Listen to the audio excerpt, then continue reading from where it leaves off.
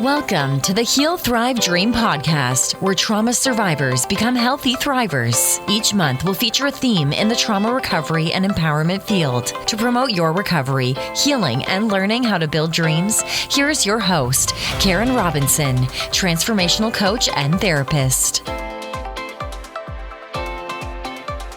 Hi, everyone. Welcome back to Heal, Thrive, Dream podcast. Today, our guest is Amy Nordhues. She is a survivor of both childhood sexual abuse and sexual abuse as an adult at the hands of a mental health professional. She is a passionate Christ follower and expert on the healing God provides. Amy has a BA in psychology and minors in sociology and criminology. She has published devotions that have been published in the Secret Place devotional series. Her essay, Give Me a Sign, won second place at the Blue Ridge Mountains Christian Writers Conference Foundation's Awards. So welcome, Amy. It looks like you've done some writing. Yes, a little bit. Very nice. Have you found writing to be helpful in your healing journey so far? Oh, yes. I have always gone to writing. When I was younger, I would just write poetry, but it has always been really cathartic for me. In fact, writing a book on my experience was largely for my own healing and for my own understanding. And then later it became a gift that I wanted to share with other victims. Yeah, it's a powerful way to process things that we've gone through, and also provides hope to other people. It's like, oh my gosh, if this happened to Amy and she was able to write pieces of it, what could I do with my story? It can be pretty inspirational. Right. Okay, so yeah.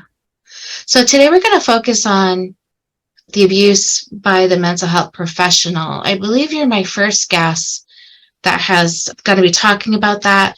I do think it's actually a common thing. I think anyone in a power position can exploit people in their vulnerable moments. I want to say from the beginning, this should not happen. And I believe you, even before you tell me what happened. I absolutely believe that it did happen to you. And so I hope anyone listening that this has happened to you, that you know that working with Amy or working with myself, that we will believe you and help you in your healing journey. So Amy, what are you comfortable sharing about that experience? Well, in 2013, I sought out counseling, really just for issues regarding parenting and strengthening my marriage. And I'd always kind of had a lingering depression and anxiety stemming from childhood. And I just kind of wanted to work on that again. And this was a psychiatrist in my town. We only had 2 psychiatrists at the time. He came highly recommended by people at my church and people in Celebrate Recovery that I knew. And a Christian elder at my church. So I really respected my pastor. I was kind of a brand new Christian. So I felt really blessed, that I got in to see him. And right away, there were some red flags, I guess you'd say. He suggested that I had multiple personalities, which I knew that I didn't have, but he put it on kind of a spiritual level to where kind of all of us could have this and not really realize it. And to me, I processed it more like I had trauma stuck at different ages. And that made sense to me. And I thought that could be very possible. And so that's the way I looked at it. And so we proceeded into this very odd kind of counseling, but he would start our sessions with prayer.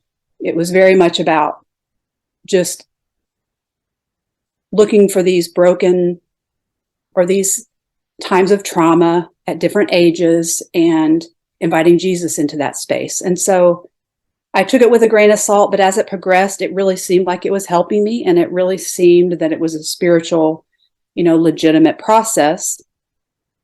He was very much a father figure for me, which is something that I hadn't ever had. And so that was an area where I was really vulnerable. he was almost a grandfather type figure. So I never felt, maybe threatened.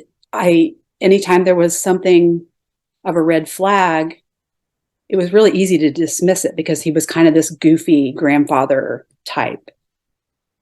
He eventually built up my trust and wore my boundaries down to where he could advance things little by little. Like eventually he was sitting next to me in sessions where we had started out, across the room, and every little next step that he took would feel uncomfortable or even scary and would set off some alarm bells in me.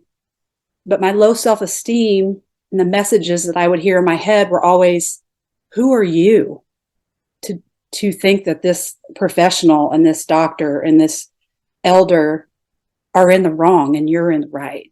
Isn't it more likely that you're overreacting, that you're too sensitive, that you're too whatever, too anxious? And so I would always sort of, bury down any kind of concern. He also used the therapy to glean information from me that he could then use against me. So, obviously he picked up on the father figure piece, but there was a time that I told him that I had pictured myself dancing with Jesus as like on my wedding day, as like a father-daughter type dance, and how it was kind of healing for me. And so the next session, he brings a little radio and offers to dance with me, and I'm panicked. But in my head, I'm thinking, this was your idea. You told him this, and he's just trying to offer this as a therapeutic exercise. It's not like it's not like you're attracted to him and he's like old and, and so I would always just feel that no wasn't an option and just say, just go along with it. It's just, and so he offered to dance with me and I made myself do it, and it was terrifying and awkward. But then I decided that I wanted to try it again, because I thought he's trying to offer this as a healing exercise. And so he was really sneaky and skilled in the way that he would make everything seem like it was my idea. So, that felt like my idea.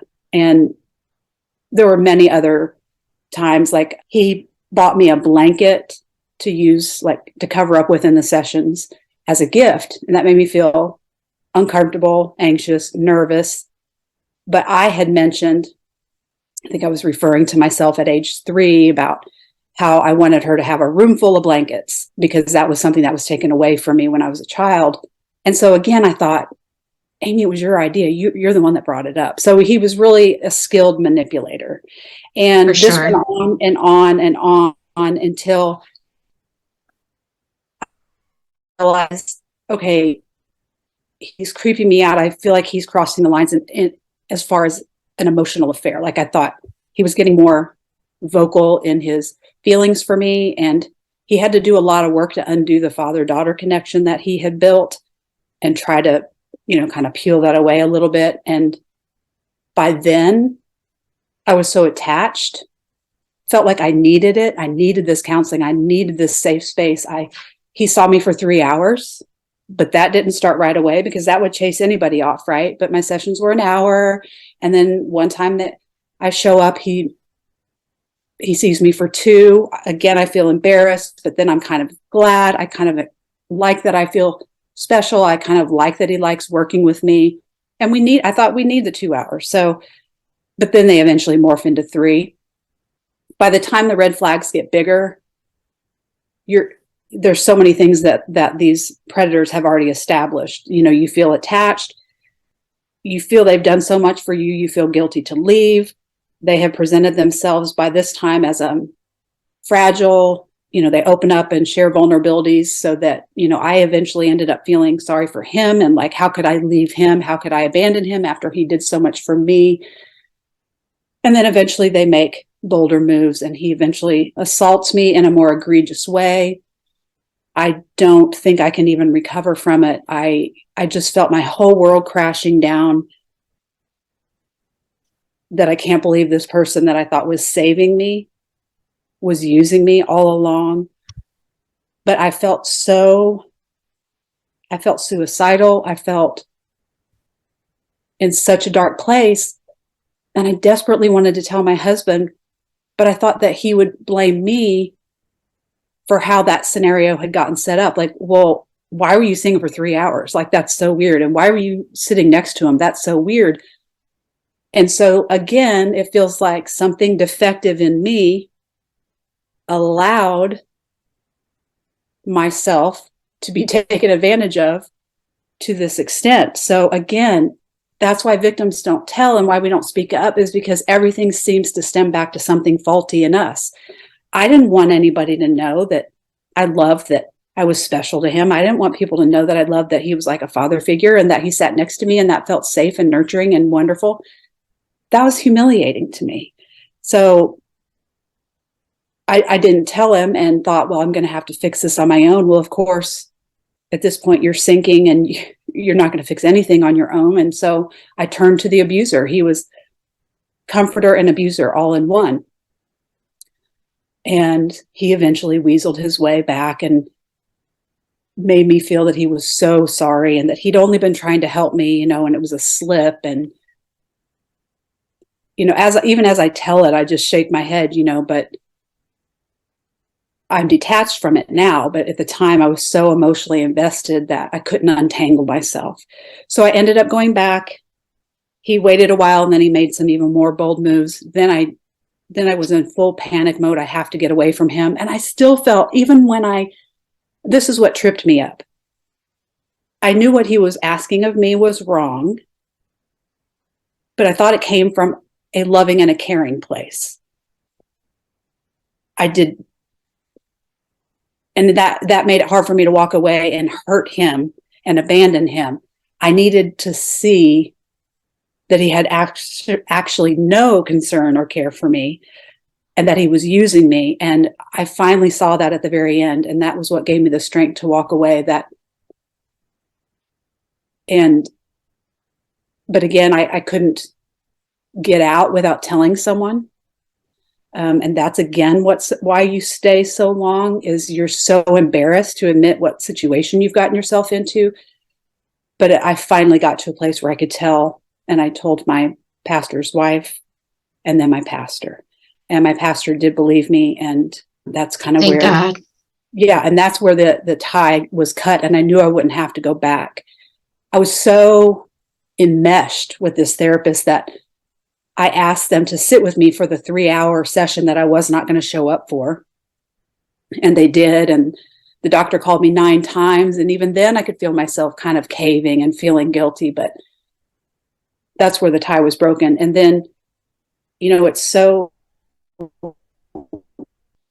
strange, but it took me months, maybe even into years, to fully separate and fully accept that I meant nothing.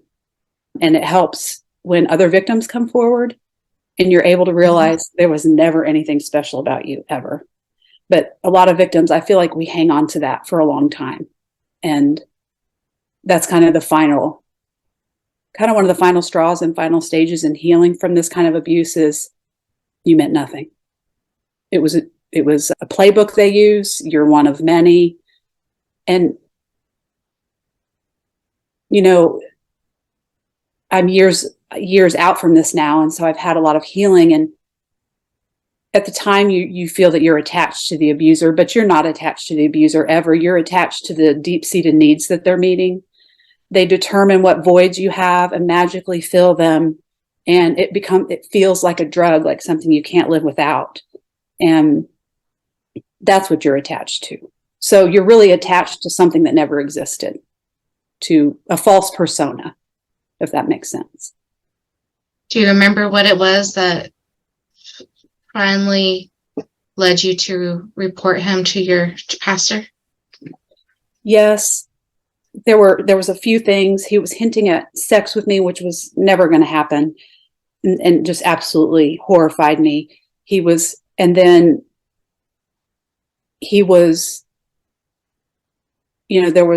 were sexual acts, and he was not leaving any time at the end, even to talk to me. And I told him I felt just like used, just like a prostitute. And he didn't even, and so more and more I was saying, this man does not care at all for you. But then the final straw was, and I was going in these last few sessions just crying and begging him to stop. And one of the last things I remember saying to him, and you have to remember, this is my therapist, is, can we please just talk? Can we just please just leave clothes on and talk? Will you just talk to me? Which is just so pitiful. I can't even believe it. But his response to that was so cold and like mocking and evil that is when I knew for 100%. And if I tell you what he said, it's not going to sound like a big deal. It's the way he said it. He just started, it was like he was just spewing out hatred. He was saying, yo, yeah, sure. You want to talk? We can talk about the weather. We can talk about, and he was kind of laughing, and it was just sort of, you could just feel the energy. Yeah. And that was the moment where, when I left that day, I write in my book, that day when I left, I never looked back. I still was attached. But again, I was attached to something that had never existed. And that's what's so confusing. And that's what gave me the confidence to tell. So, right. I'm guessing your husband knows at this point. How did you find the strength and courage to tell him? I imagine that was not easy at all. No, it was horrible. And again, these are the burdens placed on adult victims. Not only are we taken advantage of and betrayed by someone who we think cares about us and is helping us, we're then left to explain for ourselves. And we feel guilty because even though we were victimized, we're adults. So it's hard to give ourselves that grace. And so I am just an honest person. So I just told my husband everything that happened. And he, as I knew he would, or at first took it like an affair, which was devastating, but I knew it was coming. And as I'm drowning in just pain and self-hatred for either allowing it or staying so long, or maybe having something defective in me that caused it, I have, a spouse that's dealing with anger and betrayal by me. And it was just very, very challenging to get through. I remember at one point I said, I understand why you're angry with me and why you're hurting, and you are justified in those feelings, but I cannot be your therapist in this. I am trying to keep my head above water. And so I just beg you to find somebody to help you process this. And I found an organization that deals strictly with therapist and clergy abuse, and it's called TEL, Therapy Exploitation Link Line. And they were of service in that area. I spoke to a psychologist through them who is the kind of the expert witness on transference in a lot of these court cases. And he asked me if I had shared this with my husband. And I said, yes, I told him everything. And he said, well, that's a shame, because the first thing I do when I sit down with couples in this situation is explain to the spouse that your wife was a victim of a crime, and victims don't know explanations. And that is true. Wow. Wow, that's powerful. It was so powerful. And that was the most healing thing that I heard from anyone in this whole process. And if you just think about that statement, it's so true. That's ridiculous and absurd that we would expect an explanation from someone who was, say, sexually assaulted, when they're jogging in the park. But when you're groomed and manipulated over a long period of time and then abused, not only, in my opinion, is it more painful, more devastating, but you also lose the respect, from onlookers, that you were a victim. I didn't really word that right, but people don't see that as a victim. They see that as a relationship.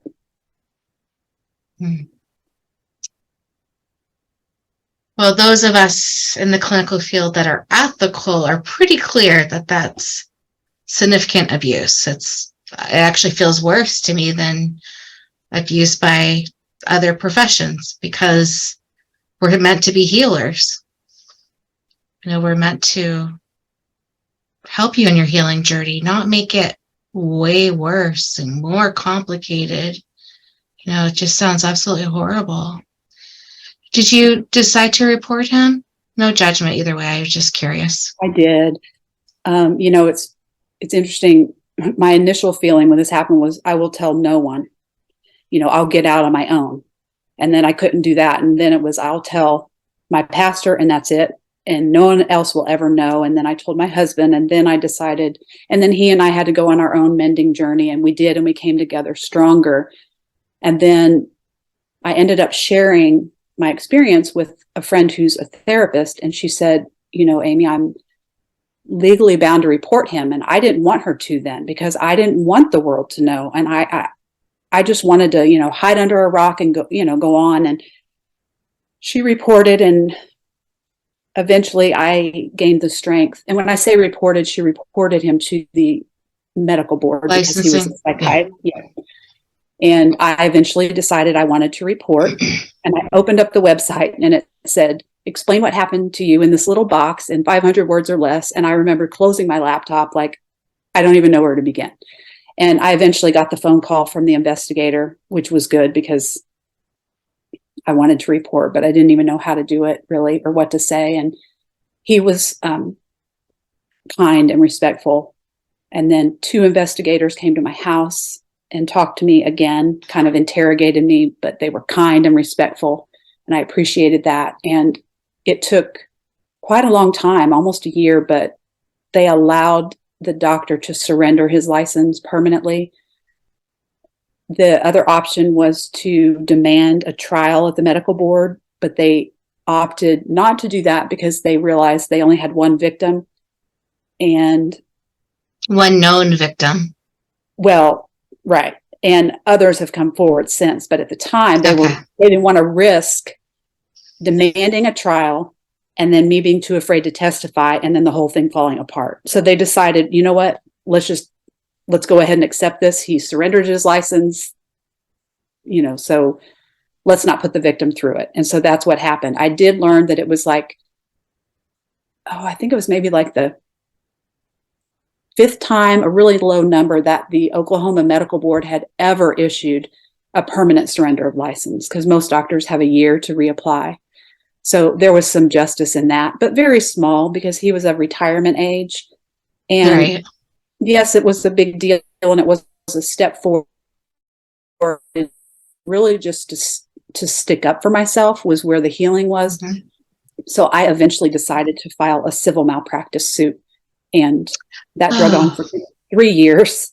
And again, I appreciated that I was fighting for myself, and I appreciated that I was finding my attorney, finding other people who were willing to fight for me, and that there was healing in that. But at the end of the day, it's a financial transaction. At the end of the day, it's just about his insurance company, and it's just about, do you know what I mean? We weren't suing him, we were suing his insurance company. And so at the end of that, there was a little bit of that letdown of, why don't I feel better? But I was glad I did it because I was fighting for myself. Well, that and any few dollars, even though it can never make up for what happened, you can use those funds as part of your healing journey. It's much easier to heal if you're not poor, right? So any dollars you can. Yeah. My family had fallen apart, and my son was feeling suicidal and needed treatment. And so, it was, the ripples went out really wide. It destroyed a lot of people. And I did get to eventually speak with another victim, and that was really healing. And that was, again, helped me to see there was nothing special about me. This is a playbook. They use all the same lines on everybody. So it's painful, but I was glad that it happened to kind of help let the reality sink in. So you went from this quiet victim to a survivor, and then you kept going until it feels like maybe you got to the thriving stage of your recovery. Would you agree with that? Because you're right, like you did the legal action, and then you're writing. Like, what else helped on your healing journey? I had to eventually accept the fact that I was going to need help from a therapist, which is scary, but I think it's necessary. Friends and family cannot handle, this level of trauma as much as they might want to help us. And I did a year of EMDR therapy that helped. And then I eventually sought out another talk therapist, and it was a male even. And that was really healing because, ultimately we can stay angry and bitter. And I am, angry that he did this to me. But at the end of the day, you have to accept that there are so many good people out there. There are good therapists out there. There are good doctors out there that want to help you. And you have to just step out and take that risk again and see that. Writing was a huge part of it, because by writing and putting my story out there, not that it was easy, it helped me to shed some of that shame. Like what do I have to be embarrassed about? So every time I speak, I hope that I'm giving the gift to other victims to come out from hiding, because I don't think there's a lot of healing that can take place there. And so that was another piece for me. I did eventually decide to forgive my abuser. I didn't think it was possible. And I'm not one who preaches, forgiveness or anything like that. That would probably have been a trigger for me if anyone had said that to me or suggested that to me. Right. So I try to be gentle about that, but I just throw it out there as, in time, I decided that I didn't want any of this energy. I didn't want this abuse taking up any more of my energy.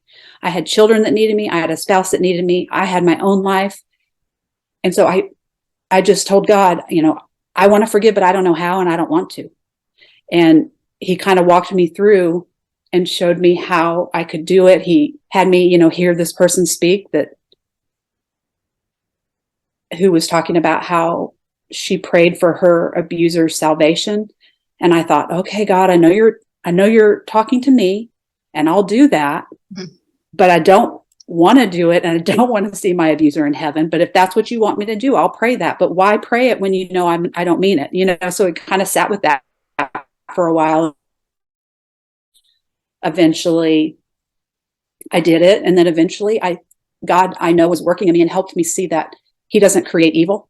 And so, for these abusers out there to end up, getting saved or whatever and going to heaven, they would not be the person that we've experienced. They would be, the person that God made them to be, and they would have been repentant. And I thought, well, I guess if God restored this person to the person he made that, has to be good, I'd be okay with that. So that's kind of how I worked kind of around that. And I started praying that God restore them to the person he made. And then if God saw fit, let that person be forgiven and everything. So it was kind of like a business transaction, but it was essentially, there was no emotion involved in it for me. It doesn't have to be warm and fuzzy. It doesn't have to be, oh, I feel bad for him now and I want to forgive him. It's not that. It's just saying, I don't want this in my life anymore. God, take it from me. And he kind of walked me through. So there were a lot of things that helped me. It's a great list of things. Are there things that you did on your own that helped you to heal? Like, because you mentioned therapy and you mentioned forgiveness, and I'm guessing your spiritual life helped because you meant, What other techniques, like what coping skills did you do at home? Like if you had a bad day or a flashback, how did you take care of yourself? It took a tremendous amount of grace for myself, because I held on for years to self-hatred, even though I had forgiven the abuser before I'd forgiven myself. Wow. I needed to understand what happened to me. And you don't have to write a book, but just writing it out and seeing it on paper, what happened, that helped me to see, okay, I see how he tricked me. I see how he used me here. I see more, you could see it more objectively instead of just feeling all the self-hatred. then I knew I had to really get to the root of the self-hatred, because I felt like that was something that had kept me imprisoned already and made me vulnerable to predators. And if I didn't address that root issue, then I would, be free of this abuser, yes, but I'd still be imprisoned by my own self-hatred. So I guess just because I like to write, I wrote, and this sounds kind of silly, but it was a really powerful exercise. I wrote kind of like love letters to myself from God, speaking to myself the way I thought he would speak to me based on what the Bible says, based on his truth. And I didn't emotionally feel it. I still hated myself, but I knew that he didn't lie. And so I knew these were the ways he felt about me. So I would just kind of, pour into myself through writing. And I would kind of just keep throwing back out at him. But look what I allowed. But look what I did. But look what a loser I am. And, I just kind of kept speaking back to myself. There was a lot of scriptures that I clung to, that I did the work intellectually, and it took a long time for it to sink down to an emotional level, if that makes sense. And talking with other people was a huge one. I just needed in the beginning for friends and loved ones they didn't have to understand it, but I just needed them to sit with me in the pain. And I needed to just tell my story over and over and over, not for their sake, but because I was trying to process it and make sense of it. It was really hard for me to forgive myself when I didn't understand it. All I could see was, you're a loser, you're flawed, therefore this happened to you. And so I really needed, to process just over and over. Yeah, because that's part of the whole reason why you were selected. He knew that you had past traumas, and and it's a theme for trauma survivors. There's this sense of, not, if I was only good enough, then this wouldn't have happened to me. It's a faulty belief system we end up having. And he played into that. Yeah. Knowing that it would be when we play into that, he really thought there's no way you would ever report it, because it's like telling on yourself, and, is how he wanted you to think. So, right. Another thing I was going to say, another thing that really helped in my healing, and that I think is crucial, is realizing you're not alone. A book I could get my hands on, and even if it wasn't therapist abuse, there's a lot out there on clergy abuse and these abusers use very similar tactics. Seeing, okay, there's another adult out there, and they're an intelligent person, and they're, a good person, and they fell for this. So maybe, just maybe, it wasn't just something flawed in me. I also reached out to that organization I mentioned, and all of the women it's an email exchange, and everyone who responded to me had been an adult victim themselves. And some of these victims are psychiatrists and psychologists who are taken advantage of by their mentors. So, these are successful, intelligent women. And so there was a lot of healing in that. And I can remember just reaching out to them over and over and saying, well, how come my healing is going so slow? And how come I don't feel better already? And, they would just reassure me that it takes time, and it does take a lot of time. So it does. That's where the grace comes in. I would think, okay, it's been a year, let's wrap this up, but triggers come. That was another thing that helped me. I thought every time I got triggered, I was back to square one. I hadn't healed. I hadn't forgiven, hadn't really done anything. And a really wise therapist told me, triggers are just a biological response by the brain to protect you. It has nothing to do with where you are. And so that helped me to realize, when I see a similar car to my abusers and I panic, that doesn't have anything to do with where I am in my healing. That's just, my body kind of reacting. And normal. Back to grace and forgiveness of ourselves. Mm-hmm. I think that's the hardest piece. I think that we are the hardest ones to forgive. I agree. I also loved what you shared about writing letters to yourself from God. I think that was beautiful. And I imagine what happened is all these things that you were doing, started to add up to you felt. Do you think you've forgiven yourself now? at this point? Yes. The only thing that sometimes I think still lingers, and I don't know if it'll be a lifetime thing or not, but there's always this little tiny voice that says, but if you're honest, there is something a little bit different about you. And I don't know if that's, Satan, or if that's childhood tapes that are hard to get rid of, but I just tried to, rebuke that when it comes in. And so I don't want to say that's 100% gone, but absolutely I was able to forgive myself, and I was finally able to see myself as a victim. And I knew I didn't want any of that to happen. So it isn't that's not really what hangs us up. It's what you said earlier about to tell what happened. You have to tell to get help. But if you tell, you're telling on what a loser and a pathetic individual you feel that you are. You feel like and that's what keeps you stuck. So you got to get down to whatever those messages are. And in my book, it kind of happened organically as I healed, but I started identifying these rules that I was living by that allowed me to be taken advantage of. And I wrote them, to sound absurd, because it's absurd when we really realize some of the things that we're accepting about ourselves and things that are driving our decisions. They're crazy. And as I heal, I start to make a new set of rules that kind of reword, rephrase those old ones. So again, that's kind of using writing, but I guess that's because that's my thing. I did a lot of photography in nature. That was healing for me because it made me feel connected to God. And yeah. I noticed in your bio that you also have a memoir called Preyed Upon, and we will add that to the show notes as well. So I'm just really happy that you took to writing. I think it's very therapeutic. Do you, other than a writer, I hear that you're a speaker. Do you have a coaching practice? Like, what do you do for work, or do you work? I do work. Or is writing your work? Okay.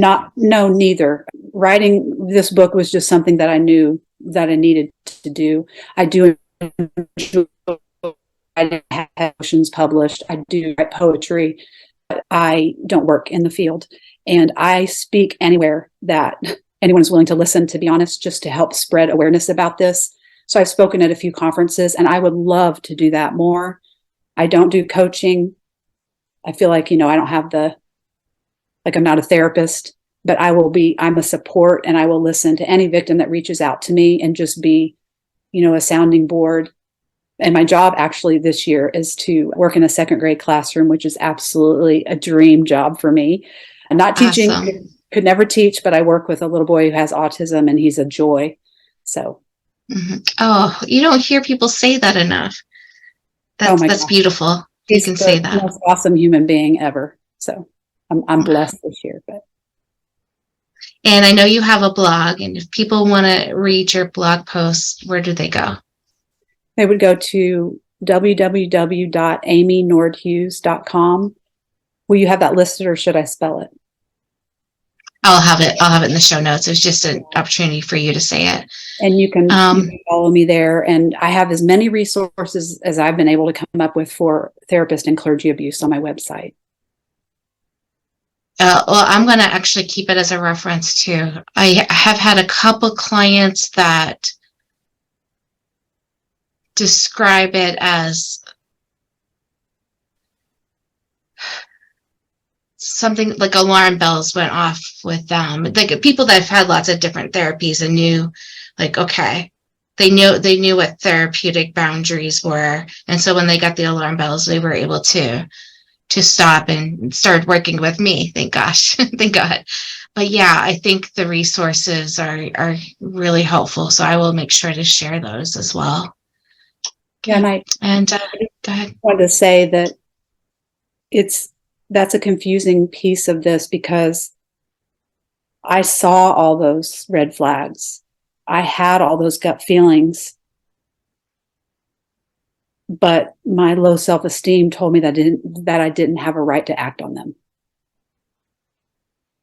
And that's just kind of the sad reality. Because I think sometimes I think, well, how would you have not known? How do you not know?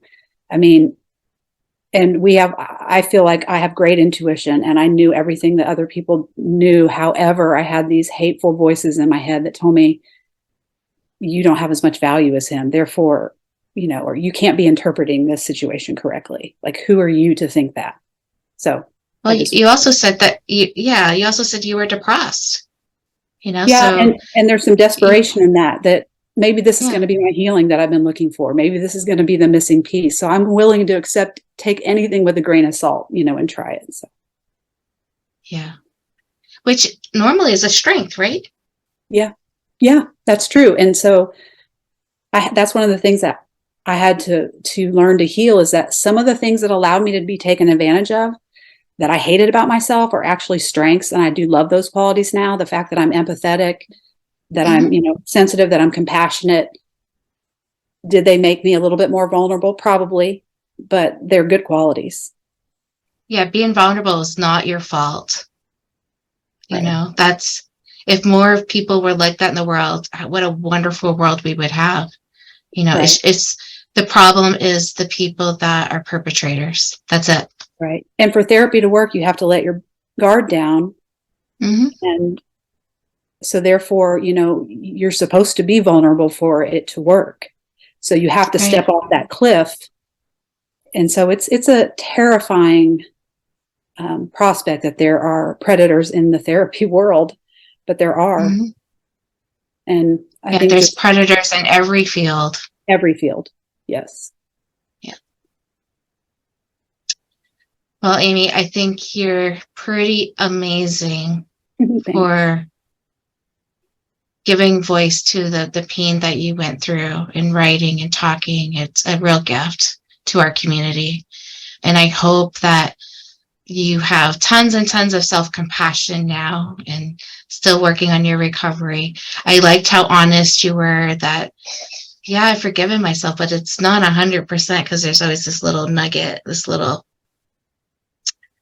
poke in our side sometimes. And I just want to say, I think that's pretty normal for what you went through. I think people that say, oh, I'm 100% healed, I kind of question that, I think, because it's a big deal. Yeah. Yeah, you do have to kind of keep working on it. And it just looks different as the years go. The healing looks different, but you always kind of have to keep at it, or it kind of wants to creep back in. Okay. Well, thank you so much for being a guest on our show today. Okay. Thank you. Thank you for listening in today. Please join us next week, same day and time. Also, I would love for you to check out my website, healthrivedream.com.